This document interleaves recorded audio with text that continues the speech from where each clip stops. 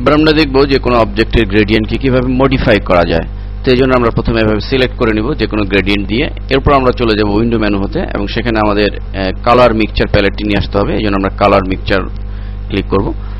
ফলে ডান দিকে আমরা একটি প্যানেল পাবো এবং এখানে আমরা লক্ষ্য করছি যে আমরা আমাদের ডিফল্ট গ্রেডিয়েন্ট এখানে রয়েছে।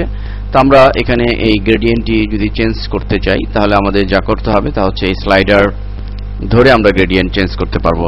সে আমরা এখান থেকে যদি ব্ল্যাক কালার না দিয়ে অন্য একটি কালার দিতে চাই তাহলে ব্ল্যাকটিকে সিলেক্ট করতে হবে এভাবে স্লাইডারটি। এরপর উপরের এই অপশন থেকে আমরা যে কোনো একটি গ্রেডিয়েন্ট দিতে পারি।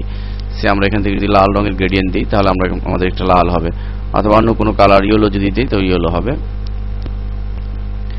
এভাবে আমরা আমাদের ইচ্ছা মতো যে কোনো গ্রেডিয়েন্টকে আমরা ইউজ করতে পারি।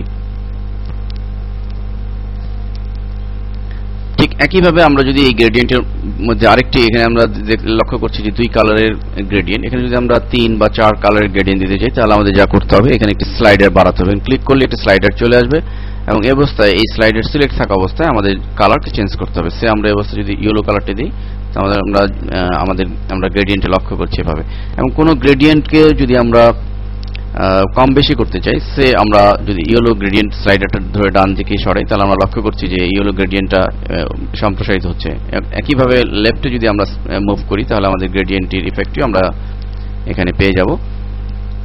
এরপরে আমাদের যদি কোনো গ্রেডিয়েন্ট থেকে কোনো কালারকে বাদ দিতে হয় তাহলে আমাদের এই স্লাইডার ধরে, সাপোজ আমরা ইয়েলো কালারটি যদি রিমুভ করতে চাই তাহলে এই স্লাইডার ধরে আমরা ড্র্যাগ করে ঠিক বাইরে যদি আমরা ছেড়ে দিই তাহলে আমরা এভাবে কোনো গ্রেডিয়েন্টকে বাদ দিতেও পারবো।